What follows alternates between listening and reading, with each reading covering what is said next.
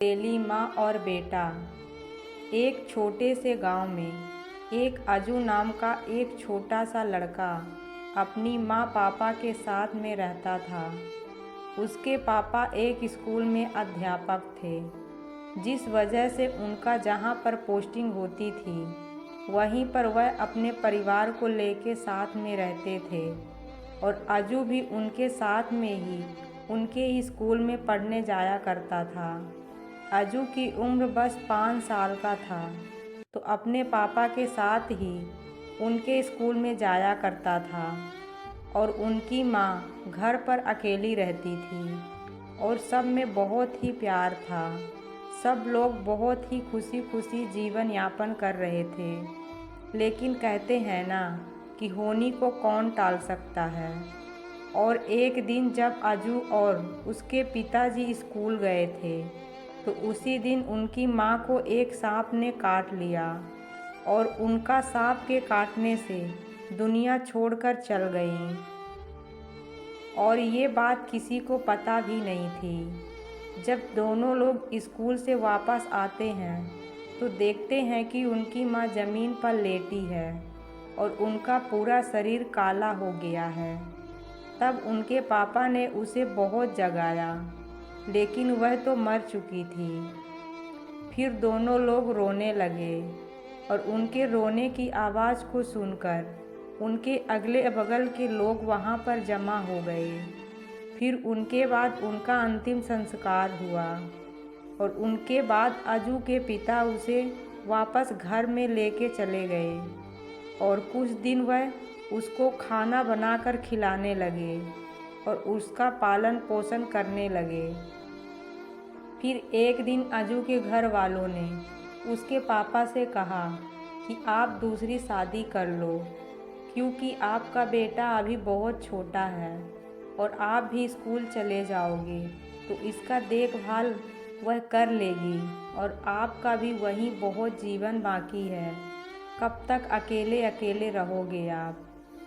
अब घर वालों की बात सुनकर अजू के पिता ने सोचा कि ये लोग सही तो कह रहे हैं और मेरे बेटे का भी मेरे सिवा और कोई तो नहीं है। अगर वह आ जाएगी तो इसका भी ख्याल रख लेगी, जिससे मैं भी अपने काम पर चल सकूँगा। यही सब सोचकर अजू के पिता ने दूसरी शादी कर ली और जब अजू की सौतेली माँ आई तो वह अजू को बहुत प्यार करने लगी और अजू के पिता का भी ख्याल रखने लगी। यह देखकर अजू के पिता बहुत खुश हुए और अब अपनी पहली बीवी को बुलाने लगे और कुछ दिन बाद वह अपनी पहली बीवी को भूल गए और अपनी नई बीवी के प्यार में रम गए। और फिर कुछ दिन बाद वह अपने काम पर वापस चल गए और अजू को उनकी सौतेली माँ के पास छोड़ गए। और जब वह अपने काम पर चले गए तब अजू की सौतेली माँ ने अपना असली रूप दिखाया और अजू को अब थोड़ा भी प्यार नहीं करती थी। और जब भी अजू कुछ मांगता था तो उसकी सौतेली माँ उसे बहुत मारती थी और उसे अब खाना भी नहीं देती थी और वह छोटा सा मासूम बच्चा कुछ कर भी नहीं पाता और बस रोने लगता। फिर वहाँ से भाग जाता और जब रो लेता तो सब कुछ भूलकर फिर अपनी माँ के पास आता और बोलता कि माँ मुझे बहुत तेज़ से भूख लगी है, खाना दे दो। जैसे ही वह यह बात बोलता उसकी सौतेली माँ मारने और गाली देने लगती और बोलती थी कि अपनी माँ को तो खा गया, अब क्या मुझे भी खाएगा, और उसको फिर मारने लगती थी। लेकिन उस छोटे से मासूम बच्चे को क्या पता था कि उसके साथ ये सब क्या हो रहा है। और वह अपनी सौतेली माँ के हाथ से पीटा कर रोने लगता और फिर रोते रोते सो जाता। फिर धीरे धीरे वह अब बड़ा होने लगा और एक दिन वह 10 साल का हो गया और जब बड़ा हुआ तो अब वह भी अपनी माँ के द्वारा किए गए अत्याचार को समझने लगा और एक दिन जैसे ही वह कहीं से घूम कर आया और अपनी सौतेली माँ से बोला कि माँ मुझे भूख लगी है, खाना दे दो। इतना बात सुनकर उसकी माँ उसे गाली देने लगी। फिर अजू को ये सब सुनकर बहुत गुस्सा आया और वह वहीं एक डंडा रखा था, उसे मारकर उसका सर फोड़ दिया और फिर घर छोड़कर भाग गया। और भागते भागते वह एक शहर में पहुंच गया और वहीं बस स्टैंड के पास में बैठकर रो रहा था। तभी वहां पर एक संजन आते हैं और उसको रोते हुए देखते हैं। तब उसने पूछा है कि बेटा तुम क्यों रो रहे हो। तब अजू अपने ऊपर बीती सारी कहानी बता देता है और उसकी कहानी को सुनकर वह सज्जन भी रोने लगे और बोले कि बेटा तुम परेशान मत हो, तुम मेरे साथ चलो, मैं तुमको अपने घर लेके चलता हूँ। मेरी भी कोई संतान नहीं है, चलो तुम मेरे साथ मेरे घर पर रहना। तब वह अजू को अपने साथ में लेके अपने घर चले जाते हैं और वहाँ पर वह उसके साथ में रहने लगता है। और उधर जब अजू के पिता को ये पता चलता है कि उनका बेटा घर छोड़कर कहीं भाग गया है, तब वह वापस घर आते हैं और उसकी सौतेली माँ को बहुत मारते हैं और कहते हैं कि तुमने तो मेरा पूरा परिवार ही ख़त्म कर दिया। मेरी बीवी तो पहले ही मर गई थी और एक बेटा ही था, तो उसको भी तुमने घर से भगा दिया। मैं तुम्हें कभी भी माफ़ नहीं करूँगा। और अपने घर से भगा देते हैं। और अजू इधर अपने नए घर में खुशी खुशी जीवन यापन करने लगा। उसके जो नए माँ बाप थे वह उसे बहुत प्यार करते थे और उसको एक बहुत ही अच्छी स्कूल में उसका नाम लिखवाया और वह वहाँ पर पढ़ने लगा। और जब वह 10 क्लास में पढ़ रहा था, उस समय एक घटना घटी। जो उसके असली पिताजी थे वह भी उसी स्कूल में पढ़ाने आए, लेकिन वह आजू को पहचान नहीं रहे थे और आजू भी उनको पहचान नहीं रहा था। और जब भी वह उनसे मिलते थे उनको लगता था कि इस बच्चे को कहीं देखा है, लेकिन वह कुछ कह नहीं पाते थे।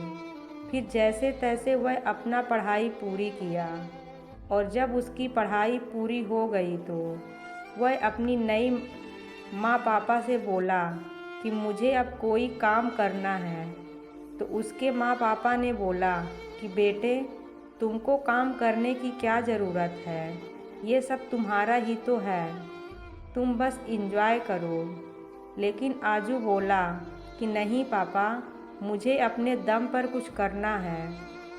तब उसके पापा बोले कि ठीक है बेटा, जैसा तुम्हारी मर्जी।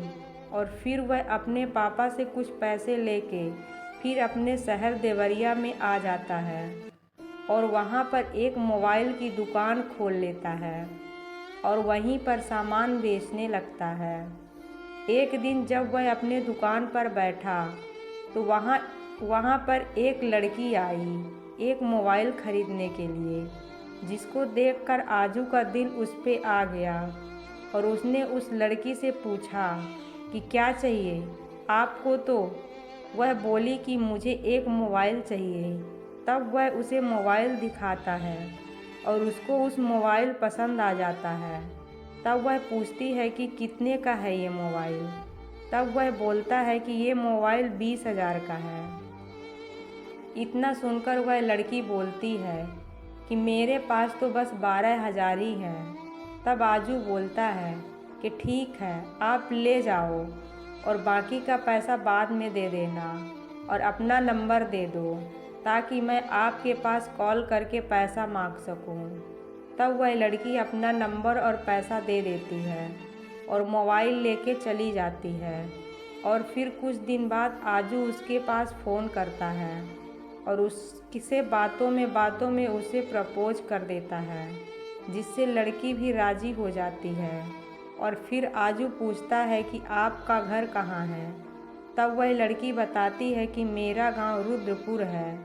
जैसे ये बात आजू सुनता है तो उसे अपनी पुरानी बातें याद आने लगती है लेकिन वह कुछ कहता नहीं है और फिर बात करने लगता है और बातों ही बातों में पूछता है कि क्या मुझसे शादी करोगी, जिससे लड़की भी रेणु हो जाती है।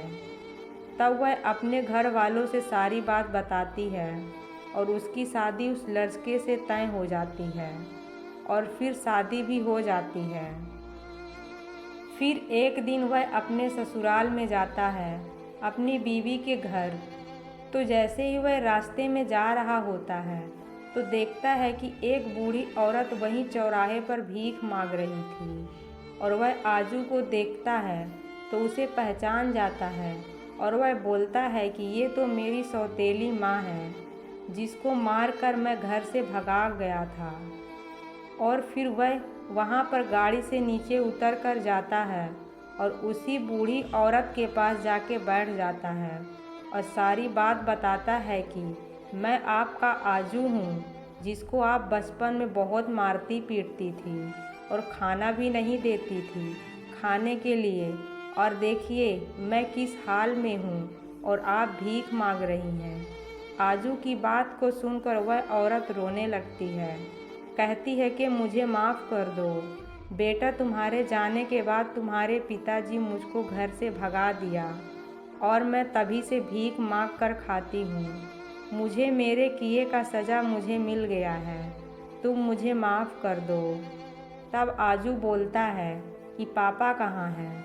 तब वह औरत बताती है कि बेटा वह किसी शहर चले गए थे तुमको ढूंढते ढूंढते और फिर वहाँ से कभी वापस आए ही नहीं।